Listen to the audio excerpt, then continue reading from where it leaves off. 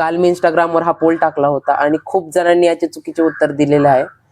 तर तंत्रशास्त्राचा उगम जो आहे तो अथर्ववेदातून झालेला आहे. हे पोल टाकण्याचे काय कारण होते? तर फक्त तंत्रशास्त्रच नाही तर आयुर्वेद सुद्धा अथर्ववेदातून आलेले आहे. अथर्ववेद हे मनातील असतील किंवा शारीरिक असतील या इतर सर्व व्याधींपासून मुक्ती मिळवण्यासाठी हे शास्त्र होते. आजही आपण जर पाहिले तर आयुर्वेदामध्ये आपल्याला ती ध्यान साधना, ओंकारोपचार किंवा प्राणायाम इत्यादी गोष्टी पाहायला मिळतील. तसेच आपल्याला तंत्रशास्त्रामध्ये आजही ती हळद किंवा कडुनिंबाचा पाला, लिंबू इत्यादी गोष्टी वापरलेले पाहायला मिळतील. मनम त्रायती इति मंत्र, तर मंत्रोच्चार केला, ध्यान साधना केली तर त्याच्यातून मन स्थिर होते आणि मानसिक आजार कमी होतात. तसेच भक्ती केल्याने आपल्या मनातील काम, मोह, मत्सर, क्रोध, लोभ इत्यादी गोष्टी नष्ट होऊन अहंकार नष्ट होतो आणि मन स्थिर होते.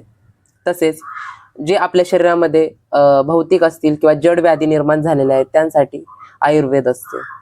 भगवती प्रकृती माता साक्षात या ब्रह्मांडामध्ये स्थित आहे आणि तिनेच सर्व व्याधी निर्माण केलेले आहेत. तसेच निसर्ग रूपात ती विराजमान होऊन तिने सर्व व्याधींचे उपचार सुद्धा दिलेले आहेत.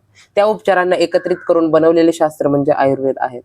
त्यामुळे कधी आजारी पडल्यानंतर केवळ तंत्रशास्त्राचा उपयोग न घेता आपल्याला आयुर्वेदाचा सुद्धा सहारा घ्यायचा आहे. आयुर्वेद म्हणजे इथे आयुर्वेदिक डॉक्टर नाही, आयुर्वेद अर्थात कोणत्याही प्रकारचे डॉक्टर असतील त्यांच्याकडून आपल्याला उपचार घ्यायचे आहेत. आणि तसेच देवीची आराधना केल्यानंतर मनाला जो असेल ते मनोबळ भेटेल. त्याच्यातून आपल्याला कोणत्याही रोगापासून वाचण्याची शक्ती आपल्याला देवी प्रदान करते.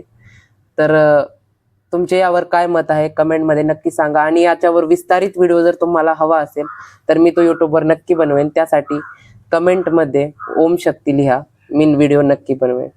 ओम शक्ती.